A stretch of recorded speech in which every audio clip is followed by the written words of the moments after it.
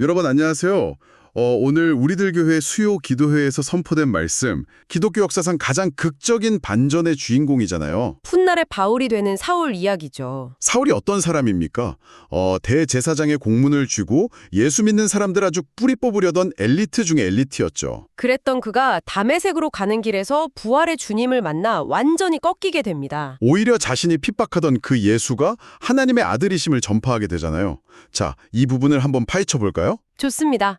오늘 성도님들과 함께 이 깊은 말씀 나눔을 할 수 있어서 저도 아주 기쁩니다. 오늘 말씀 속에 숨겨진 그 초라한 광주리의 비밀, 그리고 우리가 늘 속고 있는 진짜 평안의 의미를 함께 깊이 묵상해보고자 하는데요. 저 역시 오늘 수요기도 현장에서 제 삶의 현주소를 돌아보는 아주 묵직한 도전을 받았습니다. 그럼 바로 말씀의 현장으로 들어가 보죠.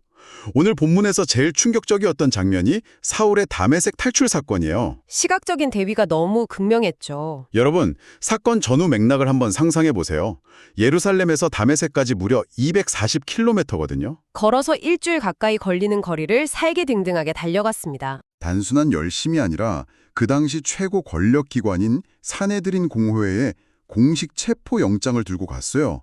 무소불위의 권력자였죠. 그런데 불과 며칠 만에 상황이 180도 뒤집힙니다. 회심한 사울이 다메섹 한복판에서 예수가 그리스도라고 선포하니까 이번엔 유대인들이 발칵 뒤집히잖아요. 사울을 암살하려고 성문마다 자객을 배치하죠. 결국 사울이 어떻게 탈출하나요?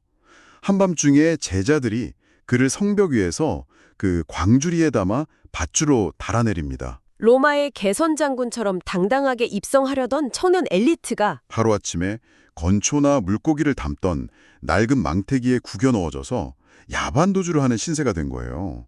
인간적으로 보면 완전히 폭삭 주저앉은 모습이죠. 여기서 정말 매력적인 포인트는 바로 그 지점입니다. 네, 어떤 부분이죠? 이 체면이 바닥까지 떨어진 가장 초라해 보이는 그 광주리 사건 속에 사실은 하나님의 놀라운 구속사적 디자인이 숨겨져 있다는 겁니다.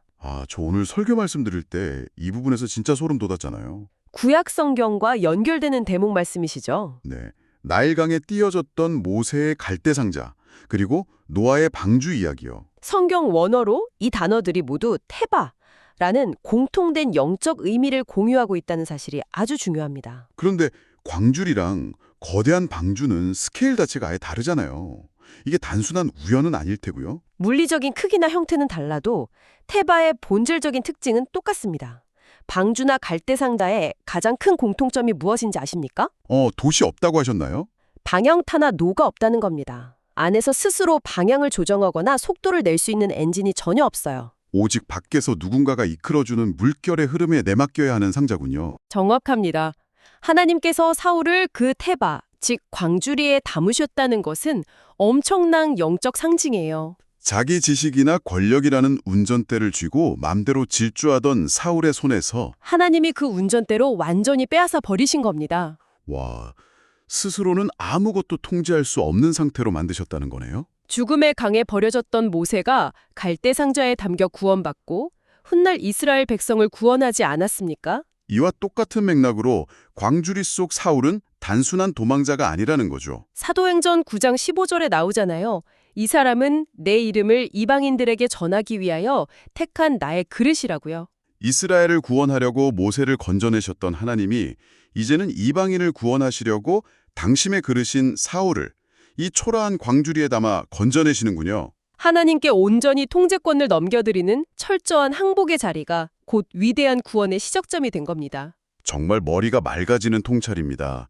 내 인생의 운전대를 빼앗기고 광주리에 갇혀서 옴달싹달싹 못하는 것 같은 그 비참한 시간이 사실은 하나님이 나를 빚어가시는 가장 거룩한 테바의 시간인 거죠. 네, 나를 살리고 남을 살리기 위해서요. 그런데 말씀을 묵상하다 보니까 강한 의문이 하나 들어요. 어떤 궁금증이신가요? 사울은 원래 성경에 능통한 랍비였고 다메섹 도상에서 압도적인 영적 체험까지 했잖아요. 신약 성경을 가장 많이 쓴 영적으로 완벽히 준비된 사람이죠. 그런데 하나님은 왜 이렇게 대단한 사람을 회심 직후에 바로 단독 리더로 쓰지 않으셨을까요? 바로 화려하게 대비시키면 효율적일 텐데요. 이걸 더 큰 그림과 연결해 보면 하나님의 일하시는 방법론이 나옵니다. 아, 효율성이 전부가 아니라는 거군요. 하나님은 결코 혼자서만 뛰어난 독불 장군을 쓰시지 않습니다. 무조건 교회 공동체를 통해서 일하신다. 네, 철저하게 공동체의 검증과 동력을 거치게 하십니다. 사울이 눈 멀었을 때를 보세요. 즉시 눈을 뜨게 해주실 수도 있었어요. 그런데 굳이 무명의 제자인 아나니아를 찾아가게 하셨죠. 당시 아나니아 입장을 생각해 보십시오. 주님, 저 사울은 우리 죽이려고 체포영장 들고 오는 살인마입니다. 라며 두려워했습니다. 사실상 자기 발로 사자 우리에 들어가는 목숨을 건 순종이었잖아요. 하지만 아나니아가 순종해서 안수했을 때 비로소 비늘이 벗겨졌습니다.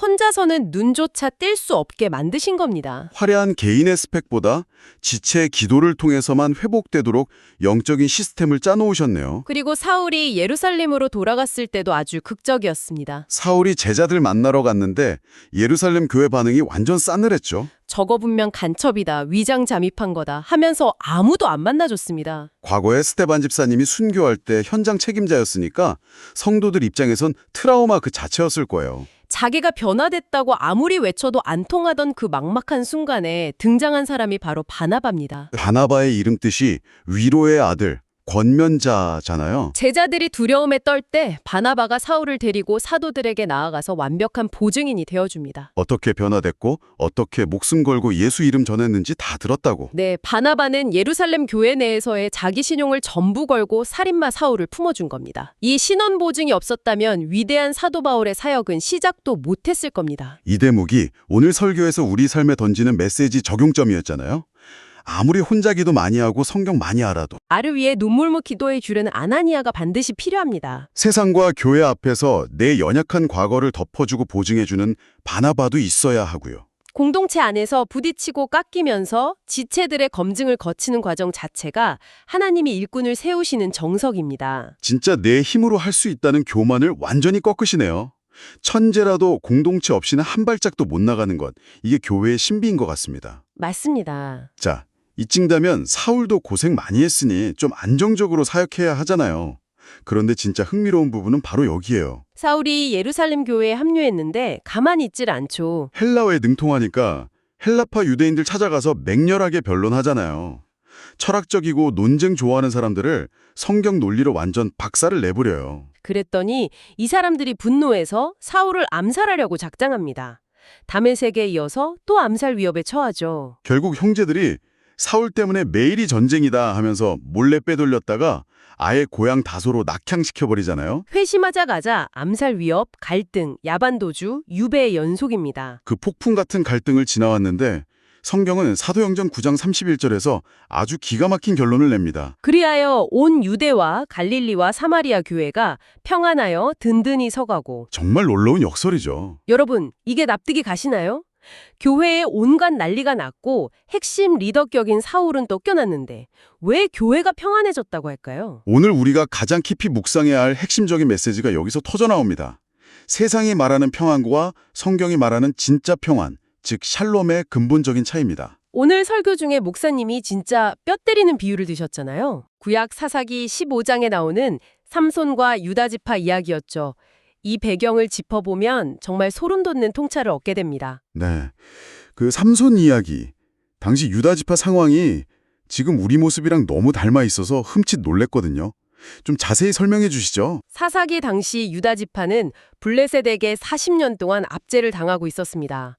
오랜 시간 지배받다 보니 저항을 의지조차 잃고 길들여져 버렸어요. 그냥 세금 잘 내고 비위 맞추며 조용히 살자는 패배주의에 찌들어 있었죠. 그런데 하나님이 그들을 구원하시려고 사사 삼손을 보내셨습니다.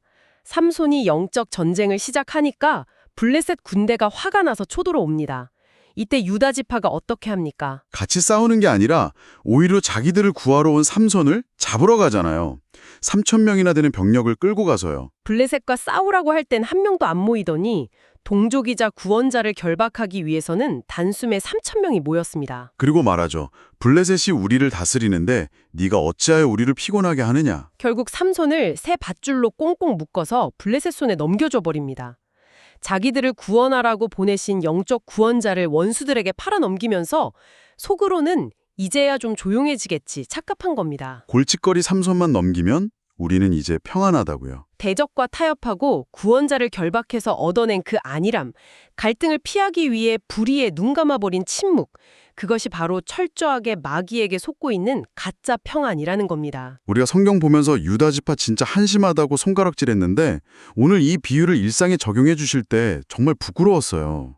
우리 실생활의 모습이 딱 이렇지 않습니까? 제사 지내는 집안이나 세상 모임 갔을 때 내가 예수 믿는 티 내면 분위기 싸해질까봐 입을 꾹 다무잖아요. 좋은 게 좋은 거지 하면서요. 믿지 않는 사람들의 세속적인 요구나 문화에 적당히 동조해주죠. 그리고 다툼 없이 모임 끝났다고, 가정이 조용하다고, 무사히 넘어갔다, 이게 평안한 거지? 라고 스스로를 위로해요. 그런데 그게 바로 내 안의 삼손, 즉 복음을 묶어버린 거라는 지적이었죠. 내 손으로 복음을 세상이라는 블레셋에 넘겨주고 얻어낸 유다 지파의 썩어빠진 가짜 평안이라는 그 찔림에 마음이 덜컥 내려앉더라고요. 이 대목은 우리에게 아주 중요한 질문을 던집니다. 그렇다면 성경이 말하는 진짜 평강, 주님이 주시는 참된 샬롬은 과연 무엇인가? 갈등이 없는 상태가 아니라는 거죠. 많은 사람들이 파도가 일지 않는 잔잔한 호수를 평안으로 오해합니다. 하지만 진짜 평강은 고마 터져서 썩어가는 상처를 반창고로 대충 덮어두는 것이 아닙니다. 당장 피가 나고 아프더라도 메스를 대고 째서 그 썩은 피와 고름을 완전히 짜내어버리는 치열한 영적 수술의 과정이 있어야만 진짜 건강, 진짜 평안이 찾아옵니다. 초대교회가 얻은 평안이 바로 그거였군요. 핍박자 사울이 부활의 복음 앞에 꺾이고 기득권자들과 피 흘리기까지 논쟁하며 진리를 사수하는 영적 전투가 있었습니다. 분쟁을 두려워하지 않고 진리로 거짓과 맞서 싸웠기 때문에 대적의 문을 무너뜨리고 예수 그리스도의 온전한 다스리심이 임하게 된 것. 영적 전쟁을 통해 쟁취해낸 승리의 상태가 바로 참된 샬롬이었던 겁니다. 덮어두는 평안이 아니라 썩은 구름을 짜내는 아픔을 통과해서 얻어내는 진짜 평강. 그렇다면 이게 우리 삶에 어떤 의미가 있을까요? 네, 아주 구체적인 결단을 요구하는 대목입니다. 오늘 비참의 로인이 야반도주의 광주리 속에 담긴 섭리, 공동체를 통해서만 일하시는 하나님의 방법, 그리고 가짜 평안의 허상을 깨고 진짜 평안을 쟁취하는 법을 나누었는데요. 오늘 주신 말씀 앞에서 성도 여러분 스스로에게 예리하게 질문해 보셨으면 좋겠습니다. 어떤 질문을 해볼까요? 혹시 지금 당장의 시끄러움이 두려워서 갈등을 피하고 싶어서 삶 속에서 결박하여 세상에 내어주고 있는 삼손은 무엇입니까? 정말 아픈 질문이네요. 좋은 게 좋은 거라며 적당히 타협하고 물러나 앉아있는 그 비겁하고 거짓된 평안의 자리가 어디인지 깊이 성찰해 보시기 바랍니다. 여러분, 오늘 이 깊은 나눔의 시간, 우리 예배당에서 함께 선포된 이 생명의 말씀이 단순히 고개를 끄덕이는 지식으로 끝나서는 결코 안 될 것입니다. 거짓 평안에 속았던 모습을 회개해야죠. 네, 세상 눈치 보며 주님의 복음을 묶어버렸던 우리의 비겁함을 이 시간 철저히 회개합시다. 문제를 덮어두려고만 했던 골마 터진 상처와 죄악들을 십자가 앞에 내어놓아야 합니다. 피 흘리기까지 싸우는 영적 전쟁을 두려워하지 마십시오. 갈등을 넘어 승리할 때 주어지는 주님의 진짜 샬롬을 구해야 할 때입니다. 자, 이제 우리가 함께 나눈 이 불같은 말씀을 굳게 부여잡고 오직 주님의 온전한 다스리심이 내 삶과 우리 가정과 교회에 임하시기를 간구하며 다 함께 뜨겁게 부르짖으며 기도의 자리로 나아갑시다.